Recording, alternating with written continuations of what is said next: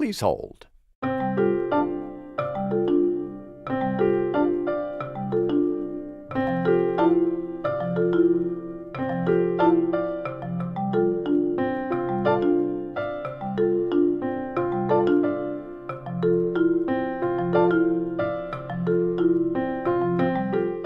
Your ears are very important to us. Please hold on, and our program will begin shortly.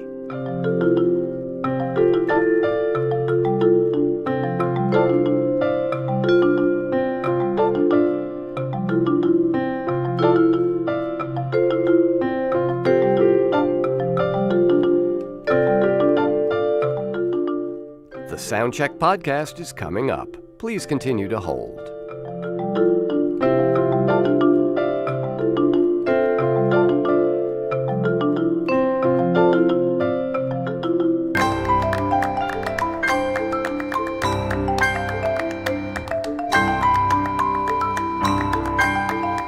Keep up with the Soundcheck Podcast and everything that's happening in the New Sounds empire. Just go to newsounds.org and follow us on social media. All of the icons are in the top right corner of the page.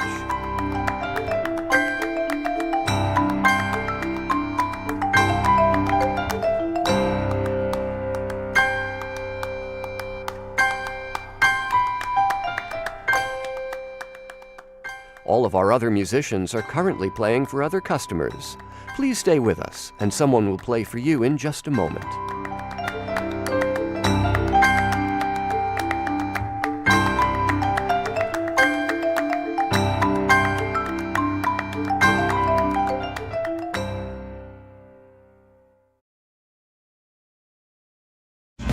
He's got his mother's hips. He's on an ego trip. He's got sartorial tips. He's got his mother's hips. From newsounds.org, it's time for another Soundcheck Podcast, our series of live in-studio performances, streaming live on Facebook and YouTube. I'm John Schaefer. Today, we welcome back to our studio John Grant, the American-born singer and musician who lives in Iceland, where he writes songs that can be heartbreaking ballads or irresistible dance pop numbers, and some of them can careen back and forth between the two. Many of them are delivered with a sense of humor that is both barbed and black. His latest album, called Love is Magic, is very much a band album, but John is here today solo. Here he is at our piano to play a song called Is He Strange?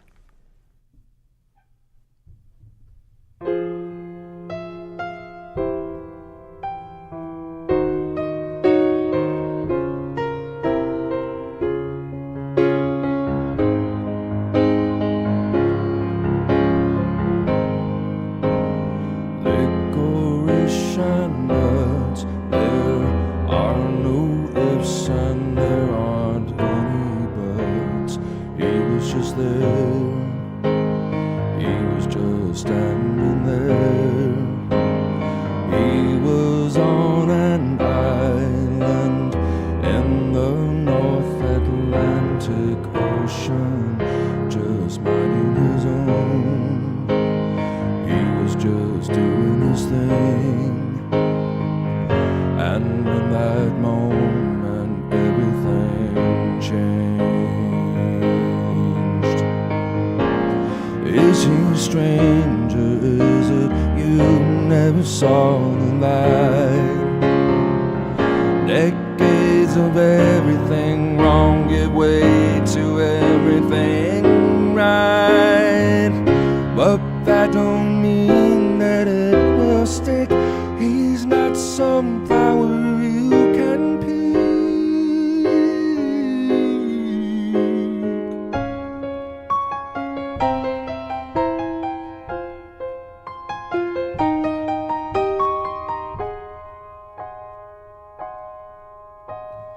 Purples, reds, and blues, you act like you have never read the news.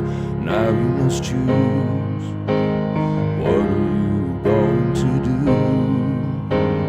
It's just good to know that you can love while you are letting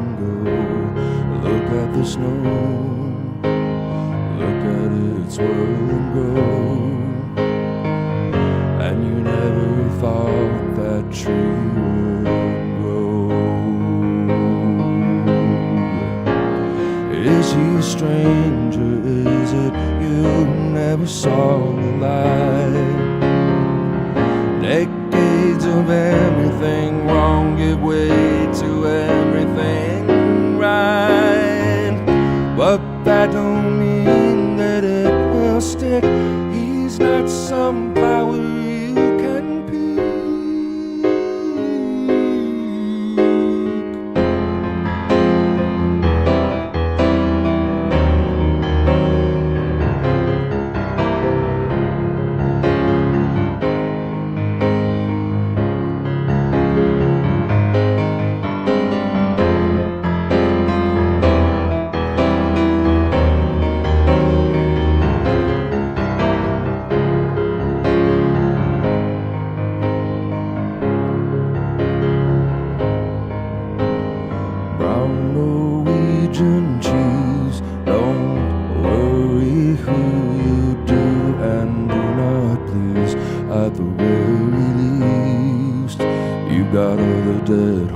To beat. You can't win or lose. You simply are, and that's how he is too. And you're never through. Nobody said that it would be smooth. Now close your eyes and concentrate on this groove. Is he a stranger? Is it you never saw the light? Decades of everything wrong give way to everything right. Baby, you're not strange, you are the only one who's ever been right. I'm just sorry that I let you down, and that's what keeps me up at night. And I only hope that you can see that you transform this heart inside of me.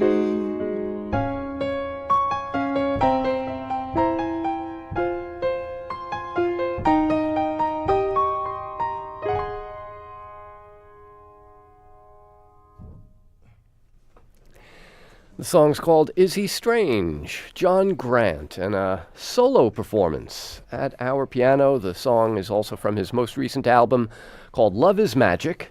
John is playing tomorrow night in Brooklyn at Warsaw with a band, but here solo today. It's great to see you again. It's great to see you too, John. Thank you. So I have to ask, I mean, I mentioned you have this kind of sardonic sense of humor that runs through a lot of your songs. So when I first heard the album title, Love is Magic, I didn't know how seriously or how sincerely to take it. Yeah. Was that intentional on your part? Yeah, I suppose I was sort of trying to give myself a little brain pretzel there. I was writing that song that ended up being called Love is Magic, and it sounded like this really cheesy 80s power ballad, which I love, you know. Mm-hmm. And so I thought, what would be a really absurd name for me to give to a song like that? And I thought Love is Magic. And then I thought about my experience with love over the years, and the truth is that it is actually magic. It is actually that, in spite of the fact that it is, you know, a minefield, and the everyday can really bring you down, but it's worth it. It's worth staying open for. So I wanted to put that message out there for myself, right? You know, sort of. Well, and in this song begins with a guy who's minding his own business, biding his time on an island in the North Atlantic. Yeah. Sounds like you. Well, it's not. It's him. It's the guy I'm talking about. Okay. He was just there, minding his own business, you know, living his life. And I met him, and it turned into this great relationship. And unfortunately, it ended about a year ago. And but I was just noticing some great processes that were taking place inside of me, like the ability to let somebody go and love them at the same time, and instead of having to go through that period of hatred in order to fall out of love with that person, you know. Yeah. I don't know. It was just, you know, it was something that I was able to stay stay vulnerable and not close myself off to the possibility of a good relationship. And it just sort of, it indicated to me that I've made some progress, because when you start to have a good relationship with yourself, then you attract good relationships to yourself, or you're not interested in things that are destructive and things that don't fit. Well, but your personal and professional life has been a series of steps of transformations, of kind of shedding things that weren't good for you, it seems. Yeah, that's right. What was it that took you first to Iceland? I was just invited to play there. And so I went to Iceland Airwaves, and I sort of knew that it was going to hit me hard, because I went and bought that first Sugar Cubes record in '87 when it came out, and the band that unleashed Björk on an unsuspecting world. Exactly, and that's still one of my favorite records. And then of course Sigur Rós came along, and Mum, and there's been there's all sorts of incredible creative output coming from there. So you talk about a country that punches above its weight. Yeah. I mean, unbelievable amount of music coming from a country with the population of like my neighborhood in Brooklyn. Yeah. Yeah. I mean, if they were to mate with the Scottish, who knows what would happen? It'd be like some crazy wormhole would open up, wormhole somewhere. But yeah, so I knew that I was going to fall in love with it. And plus, I'm a language buff, and I was fascinated by the language, that's been isolated on this little island for 1,000 years. And so I fell in love with the landscape, and I met some great people right off the bat. And I just thought, well, I wasn't in a relationship at the time. I didn't have a dog, a car, a mortgage, anything like that. And my career was starting to take off as a result of Queen of Denmark. Mm-hmm. So I was just able to move up there. Yeah. And it was a way of getting away from a lot of things that had been, I mean, we talked about this last time you were here. It was many years ago, but, growing up in Colorado, right? Yeah. And sort of being told that, being gay was not an option. And, oh, yeah. And all of the mishigas that goes with that, Yeah, it wasn't an option. And it was also, I mean, you were definitely you were subhuman. Yeah. For sure, if you were and if you were, voluntarily engaging in that behavior. Yeah, yeah. So, have you seen? There've been 2 movies this year, and both of them out here in the States. I don't know if you've seen them in Iceland, but about that process where families would put their teenage sons in these camps or quote unquote therapy institutions where they would have the gay prayed out of them or beaten out of them or somehow somehow being cured of that.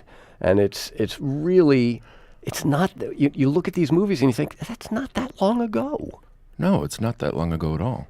I mean, 20 years is nothing. Yeah, that's zero. But yeah, I haven't seen either of those movies. I don't know, maybe it I don't know. I might be avoiding them. I don't know. Yeah. But I think. Sorry, I lost my thought. Well, and I wanted to come back to the kind of the train of thought that I had set us on, which was there's been a progression in your records. Yeah. In the songwriting, in the kind of maybe the emotional palette seems like it might have widened yet again with this last record. Yeah. I think that's possible as I, start to become an adult at the age of 50. Well, I guess some people never get there, but Brian Eno once sitting here in this room. I don't remember what the context was. I just remember him saying, "When I was growing up, as if I've stopped," and I thought, well, I don't even need to hear the rest of that sentence. Yeah, that's a brilliant observation. Yeah, he's a cool guy. I got to go on a walk with him through Hyde Park just right before his 70th birthday recently. Wow! With him and John Reynolds, who was married to Sinead O'Connor and produced her for several records.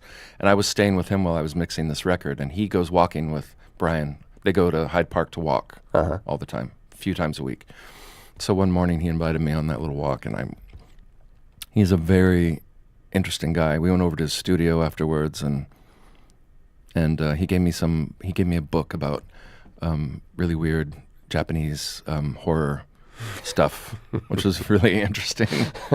But I really like him. He's a good example of this process of staying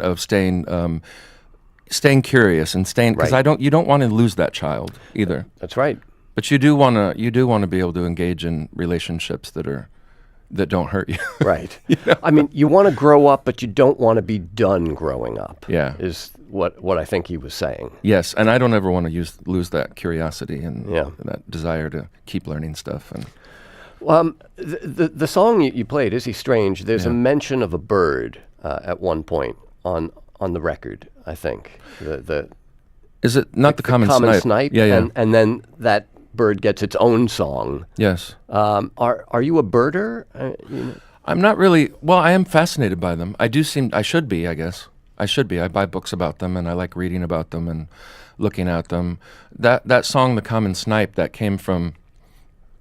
song is one of my favorites on the record, because it's about actually seeing somebody, about looking at them and actually seeing them. And this came about while I was watching him out in a field, watching and listening to his favorite bird out in the middle of the Icelandic countryside. And seeing him notice things like that in that depth and then talk about what they meant to him was a reflection of who this person was. And it was a really beautiful moment where you just actually see somebody, and you know how difficult that can be to do. To actually see someone, or allow yourself to, put down your walls enough to actually see somebody. And so I thought about my love of birds, and this bird is called the common snipe, but it does something very incredible. It makes a sound. It's sort of like a it's like this mournful, strange sound. And, in the dusk of the Icelandic, countryside, it's just breathtaking. And then you come to find out that the bird makes this sound by rubbing its tail feathers together. It doesn't even come from the bird's throat. Really? Yeah, it's a very strange story about how scientists, discovered that this bird was making this sound. And I thought about, I just thought about the idiosyncrasies of a person. And, like a person noticing and connecting with this animal, and thought about which made me think about individuals.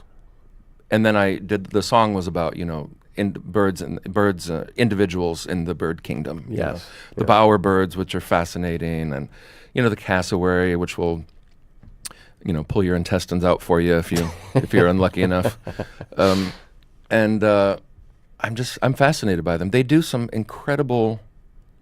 I can't believe the behaviors that they engage in. It's incredible. Yeah. But this was a reflection of his beauty for me. So that's what that song is about. And I don't know, I really liked that one. We'd been trying to do it live, or we did it live, and haven't quite got it to work yet. So I hope we are able to do that. Yeah. Well, now, Is He Strange? Listening to it on the record, you could see how that could be done as a solo thing. The other one that's pretty obvious is Touch and Go. Yeah. Now Chelsea is mentioned towards the end of this song. This is Chelsea Manning, presumably. Yes. Yeah. So this is a song about, is it about... It's a song about judging other people and putting yourself in somebody else's shoes. And, it's a song about... I'm fascinated by people who go through what seem like these horrifying experiences and come out of it in one piece, And, the fact that Chelsea, did this thing that was considered treasonous and put in jail and hated by a nation, and then transitions in jail. And, I think there was a suicide attempt in jail. Yeah. And, I just have a lot of compassion for that. I just feel like that's some incredible strength to come through something like that. And I thought, a lot of people that are pointing their fingers at that person, decrying them as a traitor and as a pervert, and people don't understand, or say, I don't understand. I personally don't understand what it feels like to feel like you're in the wrong body, but it's not your thing to judge, Right. Right. And just the way people, the way people judge, especially people in the trans community, I think it's very relevant. subject right now. It's something that I don't understand, but I don't feel like I need to understand it. It's none of my business, Yeah. you know. It's not. It's about having compassion for other people. People aren't gonna. I don't know if you ever saw the movie called Normal with Jessica Lange and Tom Wilkinson, No. where a guy and this couple goes to their. It's a movie was on HBO, and it was about this couple. They go to their 25th wedding anniversary at church, and the guy passes out, and then they go to their pastor, and it come to find out that he feels he's a woman and wants to transition.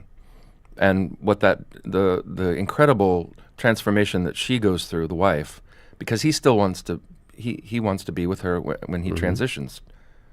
And she finds that to be a laughable, disgusting prospect. But then, of course, she goes through a transition herself. They're kicked out of the church. He works at a factory and, in the corn industry in the middle of Illinois. Yeah. That's not going to go well, is it? It didn't go well, yeah. Yeah. But I'm fascinated by those stories. I mean, the incredible strength that people have to go through something like that and go through it with their chin up, and it makes me think, oh, you'd have nothing to whine about. Yeah. Well, you want to play the song for us? Yeah, sure. All right. John Grant is my guest. He's playing solo at our piano here today. Tomorrow night with the band at Warsaw in Brooklyn. This song is from his latest album called Love is Magic.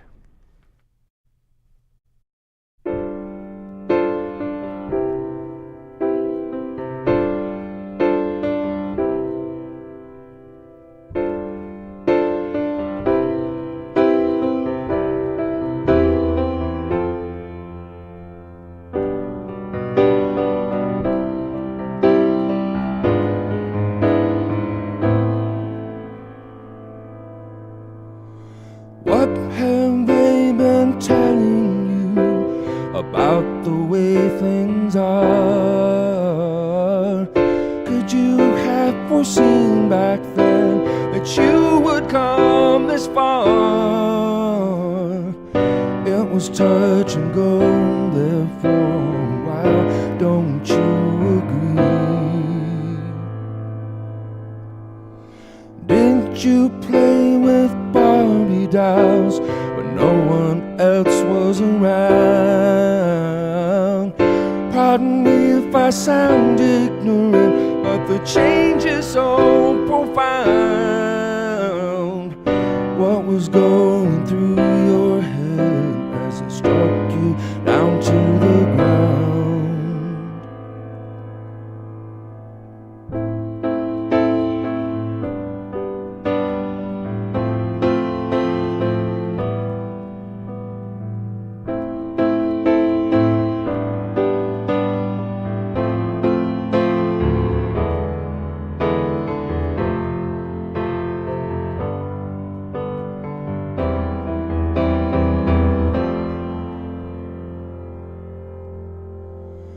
What they think is patriotic barely passes for robotic, and not one of them would last 3 minutes in your shoes. The darkness almost swallowed you up. That must have been quite a case of the blues. Know that I'm supposed to be incensed by what they say you've done, but I only feel compassion 'cause they're liars, everyone. You've been keeping secrets all your life, but now you are done. Josie is a butterfly, she metamorphosized. You can't catch her with your net, 'cause she is free inside. You can't stop the process of the truth, try as you might.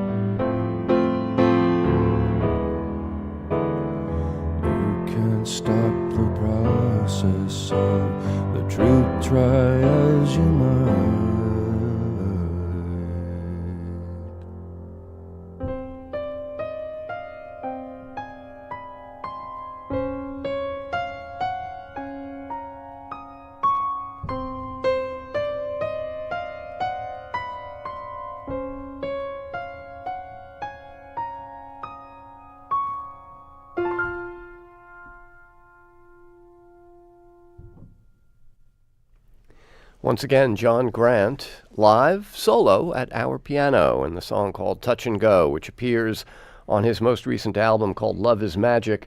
I don't want to give people who are hearing you for the first time the wrong impression. I mean, both songs that we've heard have been kind of earnest ballads and stuff. Yeah. The album is also full of songs that are full of kind of electro-pop goodness. And when I say goodness, I mean like disco sleazy badness.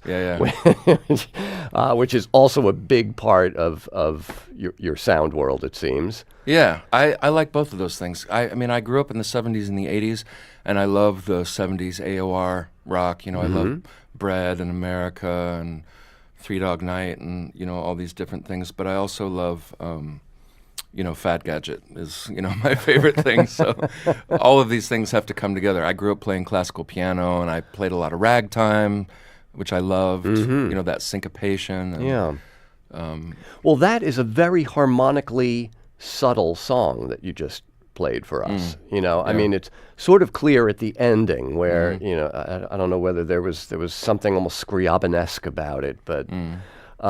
nice, the Russians. Yeah. But you've done, now you did a whole record with the BBC Philharmonic, right? Yeah, I you know, I had always wanted to do that, and that just became an option, or became a possibility, and I thought my songs would lend themselves, you know, to that, and to orchestration and those sorts of arrangements, and it was a good thing to do. But I prefer, I mean, I love an orchestra, but you know what, when I'm at home, I find it difficult to listen to, I like solo piano or solo instrument recordings, because I find orchestras, they're so dynamic that you're constantly turning it up and turning it down and turning it up and turning it down. But I prefer a synth. I prefer a nice fat Moog bass, or a Oberheim expander, you know, or so like vintage synths, like the analog stuff. Yes, I mean, this whole album is the vintage analog synths. There's an original Moog 3C modular, which was the first modular that Moog built, and that Bob built, and an ARP 2500 modular, and a EMU modular, and all sorts of incredible analog equipment. And when you say modular, you mean you actually have to patch things together to get the sounds. That's correct. Not like, you know, people come in with their Nords and they twiddle a knob and suddenly they've got a harpsichord or a theremin or whatever it is. Yeah. Which is great, you know? Yeah, it's all great. I love them all, and I, you know, I'm a real big fan of Roland as well, the Juno. 60 is a favorite. The sounds are just incredible, and I can't get enough of them. So do you like have a room full of these things, or do you just, you know, have access to them when it comes time to make the records? Well, I don't have all those analog instruments that I was just mentioning, but I have a friend who has a basement full of them, and he's an expert in that area. He also has a blog that he does. His name is Benge, Benge, and he works together with Stephen Mallender from Cabaret Voltaire and Phil Winter of the band Tongue, Tunng, and they have a band called Wrangler. The Folktronica band, Tongue. Yeah. Yes, that's right. And then the three of them together have a band called Wrangler, and then I did a record with them, which we named Creep Show, which was the four of us together. Right. And but after I started recording Creep Show with them, I realized that was the place that I had always wanted to record. I mean, it's set in the you know, nestled in the side of the moor, where the moor comes down, the hills comes down from the moor, and this beautiful sort of Frank Lloyd Wright-esque mid-century modern house with, you know, this basement full of, you know, every incredible synth you can imagine. So this is in England. This is in England, in Cornwall, which is a, you know, particularly beautiful part of England. Yeah, all the way in the west, southwest. And then I went to Texas and worked with Paul on the the bass player from Midlake, to do some of the more when I started integrating the organic elements. Bass, and when I started doing the vocals, I wanted somebody to help me with my harmonies so that I wouldn't just, because I felt like I needed to be challenged a little. So when you did the orchestral record, obviously those songs had to be kind of recast, in orchestral garb. What about when you're touring with Love Is Magic? I mean, it had to be a kind of a similar process because now suddenly you don't have all of that gear in a basement studio. Right, You've right. got live musicians on stage. Right. So sometimes, there's some computer stuff going on stage, and then there's 5 members doing live stuff on stage as well. So you can do everything. Yeah. And what do you wear on stage? I want to be comfortable on stage, and plus, whenever I think of dressing up on stage, I always think of David Bowie, and then I sort of just slump over and think, oh man. Yeah. Well, of course, the reason I asked that question is because Love Is Magic comes with a series of photos of you in increasingly weird combinations of flamboyant glam tops and like your tighty whities. Yeah. Playing instruments in crazy situations and stuff. Yeah. Well, each of those, that was sort of like the Stanislavski method of doing music, becoming the thing that you are singing about, or, becoming the song. And so each of those, that was Scott King that came up with that whole idea. He did Roisin Murphy's album, Overpowered, which is one of my favorite covers. And so I wanted to engage him to do this one for me, and he came up with this great idea, and he worked together with this photographer, Jonathan de Villiers, and I really love what they did. But it was basically about, the one on the front, you see me in the, the feather get up with the bird cage on my head, and that would be recording the common snipe, and getting into character for that. Now, see, I thought maybe that was a 1984 reference. Ah. Where that's how they torture Winston, is put his head in a cage with a rat. With the rat. Well, yeah. It's not a reference to that, but I was always fascinated by that movie and that book. That's one of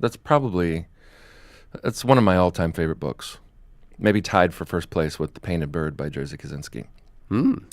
But I really love that novel, and that image of Winston, of John Hurt with that cage strapped to him where they lift up the little drawer, and then the rat can get to his face. And yeah, I actually didn't see the movie. I just remember it from the book. You got to see that movie. Yeah, it's an incredibly well done movie. It's Richard Burton's last movie. So you got all these heavy hitters, and then John Hurt playing Winston. Okay, incredible performance. You've sold me. Yeah. All right. So anyway, So yours is a bird cage, not a rat cage, right? And then there's you in the wading pool with is it the harp or the I don't know. No, with the flying V. The flying V guitar, yes. Yeah. The harp, the cello. Yeah. I mean, it's just in the kiddie pool, and we're recording the sound of the water in the kiddie pool, the waves, and I've got the German Iron Cross on my chest and wearing a wife beater and some weird helmet. That was all done in Paris, and that was all right. That was a wild that was a long day. Yeah, but I'm sure a fun one. Maybe for them. Okay.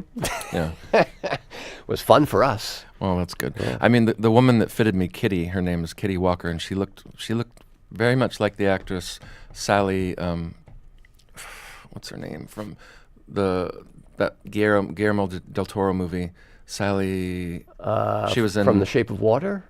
She was in Happy Go Lucky, do you remember that one? And she was in that one. The Shape of Water. I'm so stupid, I can't remember. Sally Hopkins, I'm being told. Sally Hopkins, yeah. She looked exactly like Sally Hopkins, this woman who fitted me brought all the props for that. Hawkins. Is it Hawkins? It's Hawkins. Okay. Yeah. All right. I'm just, trying to hear you talk and them talk in my headphones at the same time. Sally Hawkins, also fantastic actress. So it was weird. It was like having Sally Hawkins as my wardrobe designer that day. Nice. This girl was lovely. Okay. Yeah, so it was a good experience, yeah. But I didn't feel terribly comfortable in all those scenarios. I mean, holding that harp up and trying to play it with my feet and my hands at the same time and doing that over and over and over and over. You don't look particularly comfortable, but that's part of the fun of it. It's like, look at this guy. He's wearing plastic and underwear, and he's playing a cello. He's doing whatever it takes to get that sound. That's right.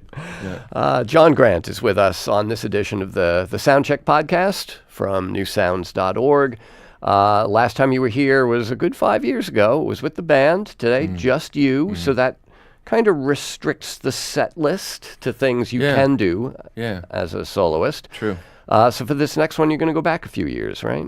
I am. I'm going to go to the last record, Grey Tickle's Black Pressure, and this is the title track, Grey Tickle's Black Pressure, and that's ties into my, love for languages, because those are both direct translations from the first one. Grey Tickles means in Icelandic it's graue fiðringurinn, which means easy for you to say. Yeah, which basically translates to gray tickles, which means midlife crisis. That's how they say it. You're getting the gray tickles. Okay. And then in Turkish, the word for nightmare, or one of the words for nightmare, is karabasan, which translates to black pressure. So that's the word for nightmare. So midlife crisis nightmare is basically what the song is called. But I think Grey Tickle's Black Pressure sounds a lot cooler. Yeah. Certainly more interesting story. Yeah. All right, let's hear it. All right. John Grant at our piano here in our studio on this edition of the Soundcheck Podcast.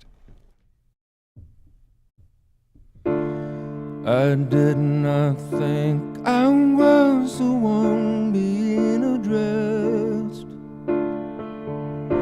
in hemorrhoid commercials on the TV set. I often stand and stare at nothing in the grocery store, because I do not know what to buy to eat anymore. And prayer praxis is the order of the day.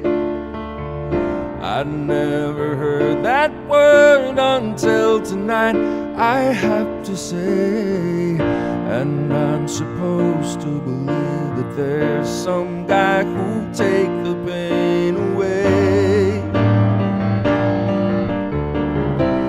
But there are children who have cancer, and so all bets are off, 'cause I can't compete with that. So all bets are off, 'cause I can't compete with that. I've got gray tickles and black pressure. I'd rather lose my arm inside of a corn thresher, just like Uncle Paul, just like Uncle Paul. Na na na na na na na na na na na na.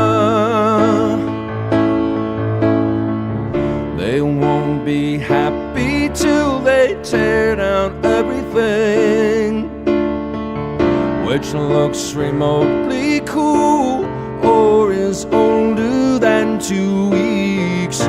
You must be kidding me, except I do know better than to ask.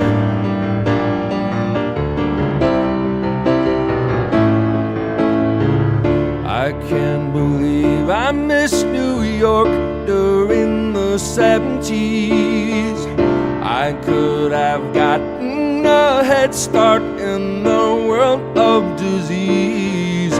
I'm sure that I would have contracted every single solitary thing. But there are children who have cancer, and so all bets are off, 'cause I can't compete with that. So all bets are off, 'cause I can't compete with that. They say let go, let go, let go. You must learn to let go. If I hear that phrase again, this baby's gonna blow into a million itsy bitsy tiny pieces, don't you know?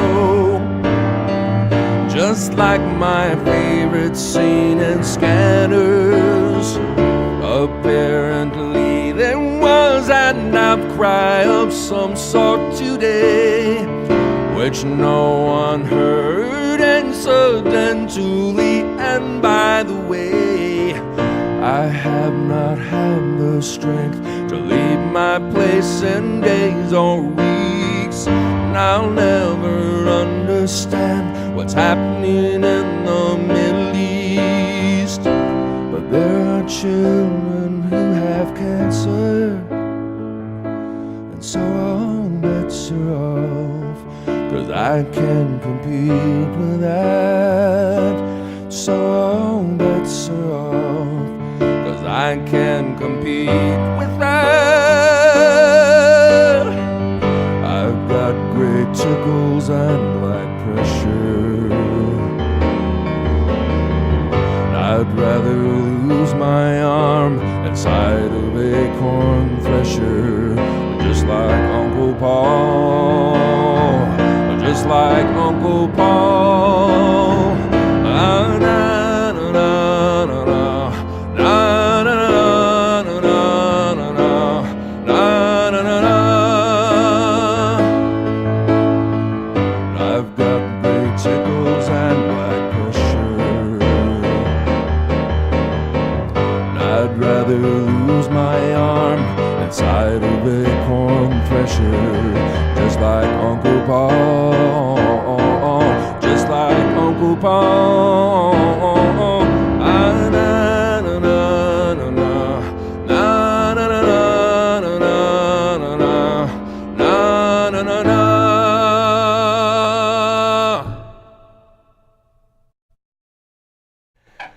And there it is, the midnight black humor of John Grant in a song called Gray Tickles, Black Pressure. I mean, first of all, thank you for doing the radio edit live on the fly there. When Sure. when you approached that phrase, I was like, holy, is he going to remember that? I was thinking about whether I was going to remember while I was trying to remember to, and it was, Yeah. it's So there is a word missing from one phrase in my that favorite song. word. Did you have an Uncle Paul who lost his arm in a thresher? Yeah, he wasn't actually my Uncle Paul, but that's what we called him. And we always saw him at these family reunions in Illinois. And he was always there with his wife. I can't remember her name, unfortunately. But he was this big guy. He must have weighed like 400 pounds or something. This big fella. And he had an arm missing, so his shirt sleeve was always hanging down over it. He didn't have a prosthetic for it. And we were always fascinated by it. As kids will be. Yeah, and I remember my grandmother Unless telling you're me talking that about when story. you were 30, in which case... Exactly. In case, take this card from my therapist. But he didn't have a prosthetic, and we were fascinated by it. And my grandmother, we were always asking her to tell us the story of how Uncle Paul lost his arm in the corn thresher, which he did. So. And the reference to missing New York in the 70s, getting a head start on contracting all the diseases and Yeah. stuff. And then, but there were kids with cancer, so how do I compete with that? You know, Yeah, it's just, there's so many different layers of wrong in the song. Well, yeah, I mean, I think I would say, I would say the opposite, of course. Of course. Like, I would say layers of right, because that's what the world is like, That is how it is, and it is dark. And, when you're freaking out because you got tangled up in a chord at your sound check, and, the whole day comes crashing down, your empire is crumbling around you, and then you see these children on TV who have bone cancer who are displaying more dignity than anyone ever has in any situation. And it's humiliating. And but the song is about the song is actually about that your story matters, in spite of the fact that there are children with cancer. Right. That's true, but you can't use that to discount yourself and quit working on yourself. Right. And so I don't know. I love the movie Happiness. You remember that? Yeah. Todd Solondz. Yeah. I love that humor. That is a dark movie. Yep. I don't think it gets much darker than that. If there is anything, I don't know. Write in with your ideas, won't you? Yeah. But- no, that's a dark movie. Yeah, it's brutal, but it's amazing, and the world is like that. So, Why not talk about it? I want to talk about it. Yeah. I mean, I think this is a reaction to having to adjust myself for so many years to be palatable to those around me. You can't be what you are, and you must figure out a way to fit in and become part of a community. And I think that's part of the reason that I get uncomfortable in a community after 7 years and want to move somewhere else, because I don't feel comfortable being part of a community. That's not something that I want. Well, now you've been in Iceland For 7 years. Yeah, and I want to leave. Oh. Yeah. That's how it works. Where do you think you might go? I have no idea. I think about New York. I think about Cornwall. I think about Texas. I think about Maine. A house with a wraparound porch. That's still a fantasy of mine. I want to have my own, basement full of analog keyboards, and I want it to be a place, because at my house I have thousands of Blu-rays, an amazing collection of films and books just covering, and just thousands of pieces of vinyl, everything that you can imagine. It's sort of, it's an oasis. I want it to be an oasis for friends and family, as well as for me as well. People can just come and be comfortable and be all, wrapped up in blankets, or if it's the winter, for example, in Maine, but and just really enjoy themselves. This music business, I'm sure you've heard this a million different ways, a million different times, but it does take it out of you. Mm-hmm. You give a lot, you put a lot out there, and it's the constant, constantly battling a cold and the flu, and constantly talking to people that you don't know well, and putting your whole thing out there, and you do that for years, and your private life suffers, because of that. And so I think you really got to have an oasis to go back to somewhere. And I really don't know, the amount of money that I spend in Iceland for rent is just absurd. I'm not sure. I do love it there, but it's a little crazy. Yeah. It's crazy expensive. It's not quite, Tokyo or Oslo. Yeah. Yet, but getting there. Oh, it's right there, All right. Well, I'll put in a plug for New York then. All right. Yeah, I'm sure it wouldn't hurt me. I don't know though. Sometimes I find it difficult for me in big cities to become what you have to become. You have to, this thing that the artists do. It'd be interesting to hear what artists in New York have to say about it. There are no artists in New York anymore. No, they can't afford to. Well, there's one or two left, isn't James Murphy still living here?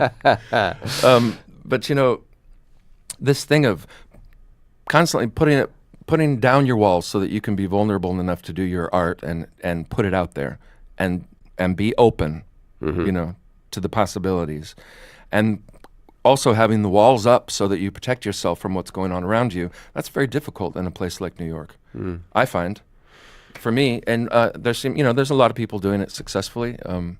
So maybe they're just better at it. But I bet they all have stories about how it can get to you. But yeah.